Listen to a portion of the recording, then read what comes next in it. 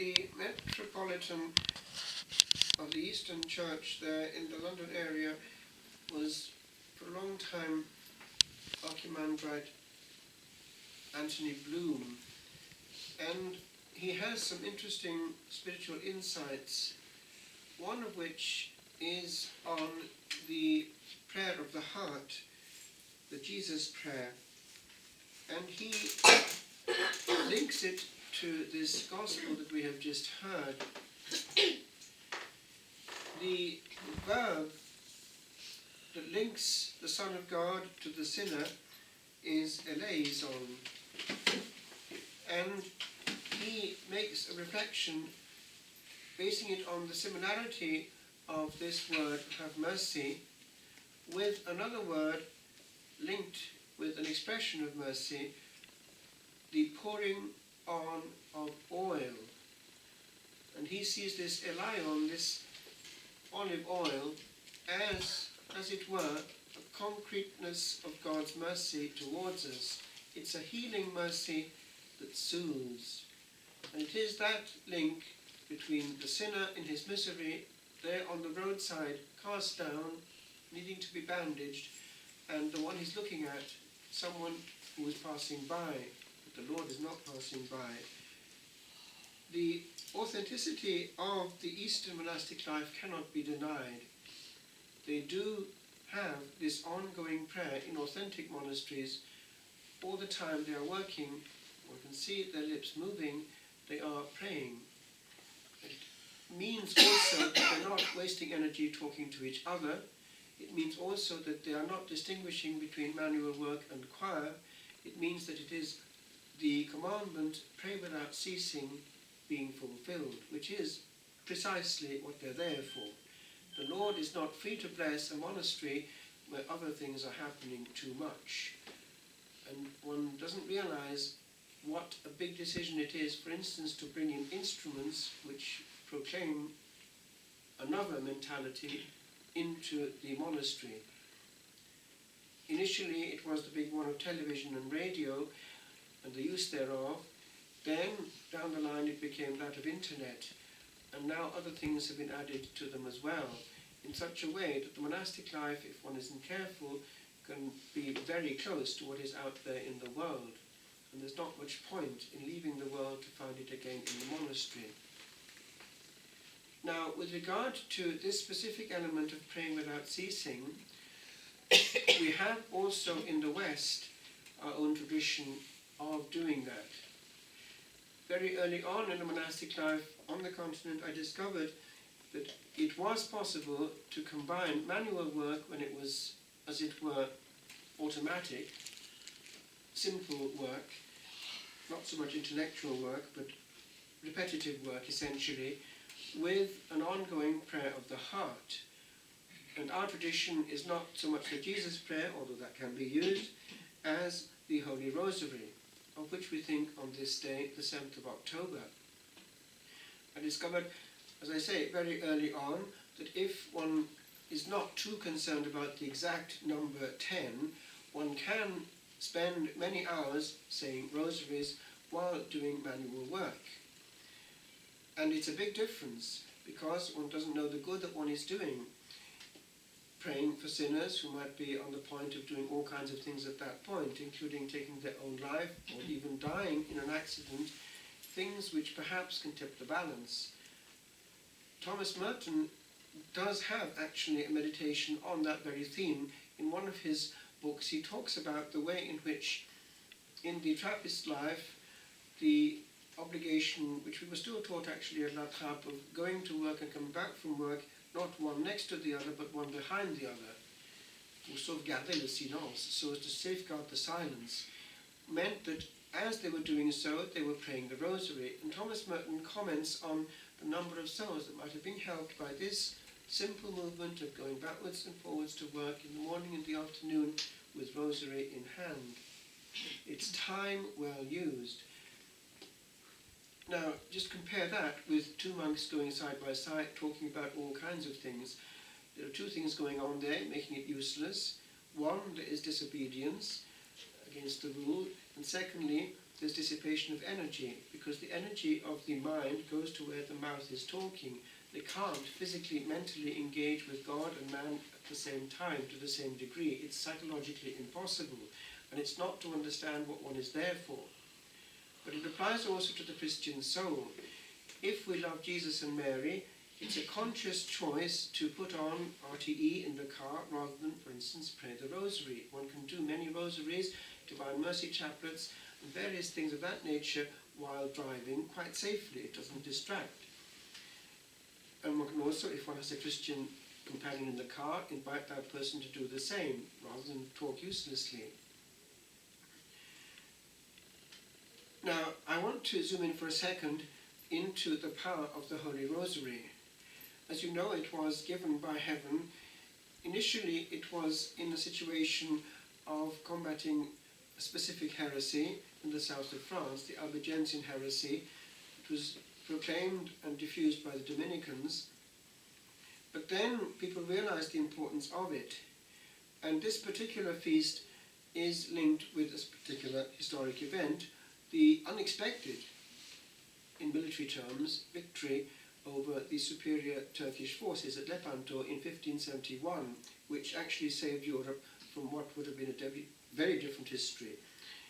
And the subsequent similar cases are not a few. It happened in Vienna, because there things were also becoming very dangerous. It happened also at the end of communism. It got as far as Austria. Things were protected by the use of the Rosary, and especially if it is a concerted effort, proclaimed and encouraged by church authorities, it has a special power and effect.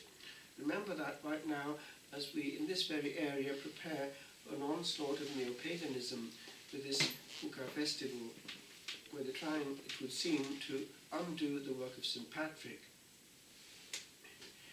Now, with regard to the Holy Rosary itself, we want to be aware that it is not sufficient to proclaim, as it were, I have done the Rosary today, and presume that one has actually prayed the Rosary today. They're not necessarily equidistant, they're coexistential, because there's a big difference between praying with the heart and simply praying with the lips.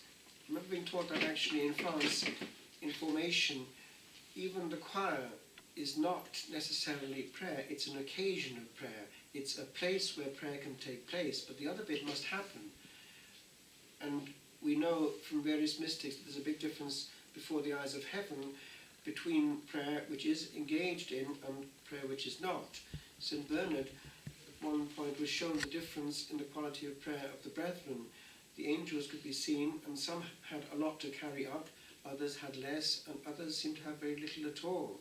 So it's all depending there on the engagement of the heart and soul. It applies also to our Rosary, because unfortunately in Ireland still the Rosary is too fast. There are exceptions, but it's not necessarily honouring in the best possible way Our Lady, our Queen. It's not polite to talk in a way which we wouldn't do to each other, and also to overlap. And by that I mean to start off the second part without letting the first finish, and thereby also to obliterate the holy name of Jesus. It's a victory for the demon. And it's a simple Christian charity, without talking about anything else, not to go at a different speed and to make exception, to be singular, to be heard, as also in the liturgy.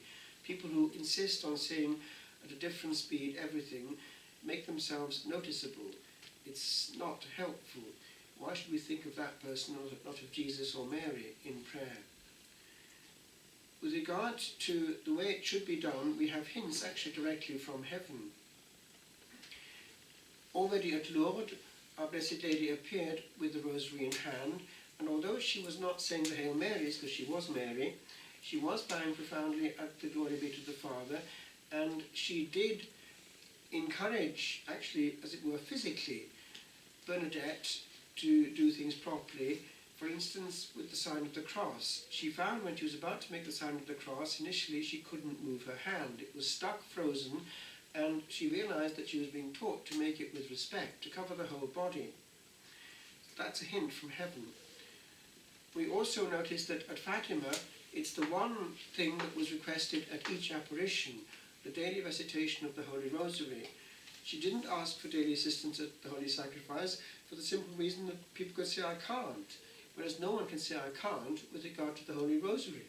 Everyone from the Pope to the smallest child in the family who can at least pray can do it.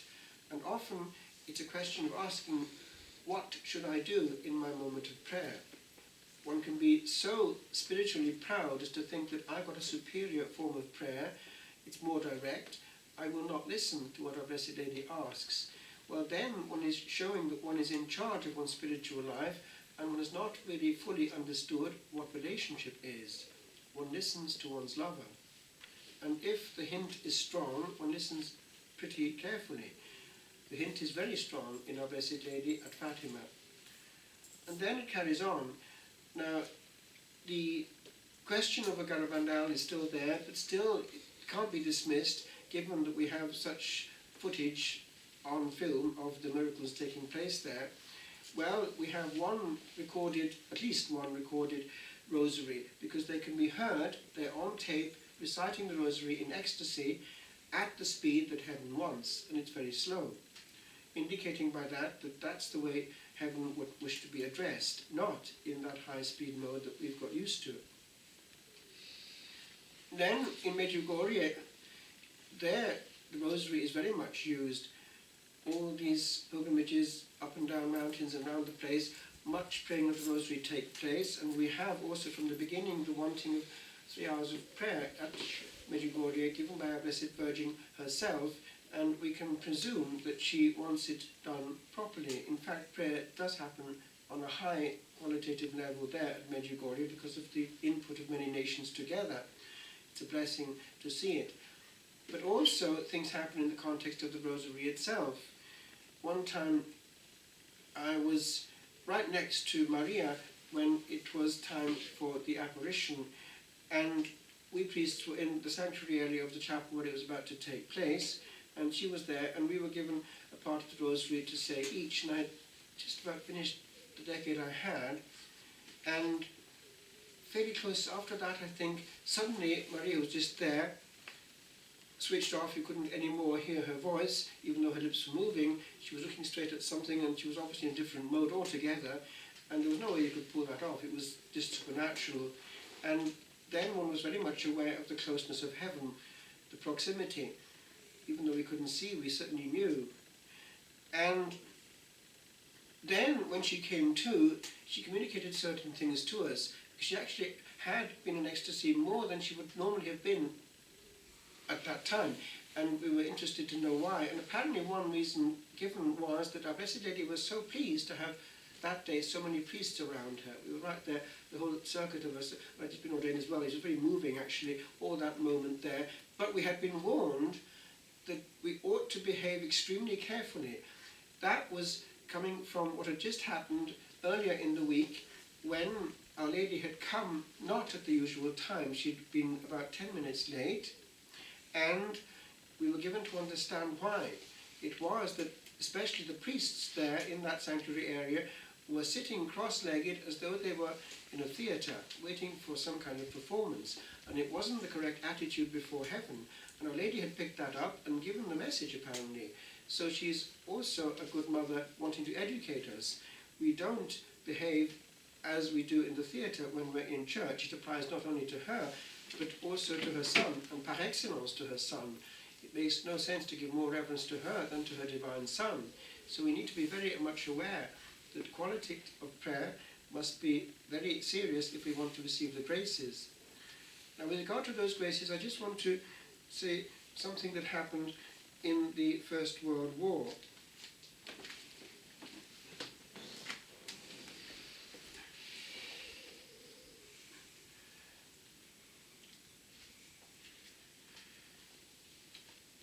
This person talking here came across in the presbytery of La Rangeville a rosary made of string. It was made in the trenches by a young soldier of one of the regiments in the line. The knots were nicely spaced, representing exactly the Pater and Ave beads. It was nearly worn out, because it had seen much service every day of the defence of Couronne. All the men of the section passed it on from one to another to say a Hail Mary. Very simply. But then he came to ask the curé to ask in exchange for it a strong rosary to use on the northern frontier. So that one still exists, and as it happens, this practice came into being. Soldiers, at their request in the American army, could ask for a rosary if they were Catholics, and many did, and the forces gave this gratis for those who wanted it. It's a especially strong one made for war, basically. It can't be broken, and these were made, as I say, by the American War Office and distributed to Catholics who wanted it going out to the front. And they are testimonies of the way in which actually these were being used. We have this, for instance. It was in a group of Breton soldiers in this case, and this actually happened.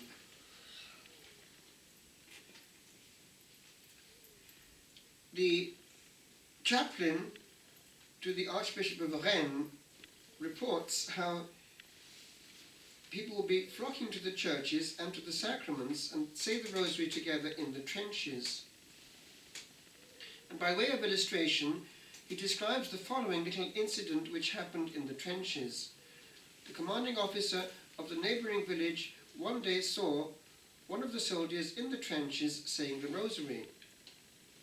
"Do you say it because you are afraid?" he asked. "No, mon colonel," replied the soldier, "but because it helps me." "That's right," said the colonel. "Let's say it together." And with this, he took out his beads and began to say them with the soldier. The example was infectious. One after another, the men did the same, and soon the whole trench was saying the rosary together. Another time, again at the height of the trench warfare, this happened. There was a passage before us, says one soldier, and at the end a door. We could see a faint glow, and we heard low murmurs. Our officer dashed across the passage, with us close behind, and throwing open the door, entered the room. A strange sight met our eyes. We had entered a low-vaulted room, lit by 2 flickering candles, placed at either end of a long table.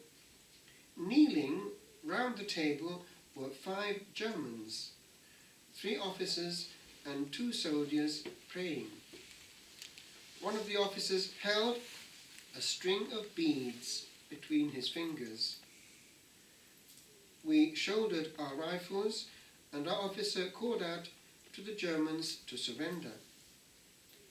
The officer who held the rosary explained in French that they had lost their way in a storm, and having nothing to eat or drink, had entered the farmhouse to seek food and shelter. They had given themselves up for lost, and had knelt down to say a last prayer. He asked our officer if they would be shot, and seemed much relieved when told they would be all treated as prisoners of war. A week on Friday, I celebrated Mass in Welsh in Gellidadam, where we used to have the Welsh Mass every month for years.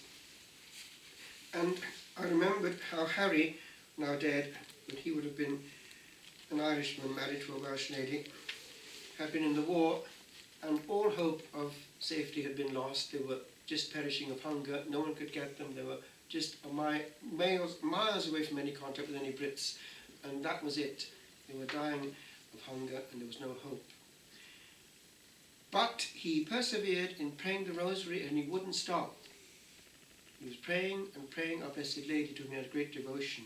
Suddenly, when the other soldiers in his troop had lost all hope, he heard a tiny, tiny, tiny noise in the distance on the water. It was some kind of tiny boat.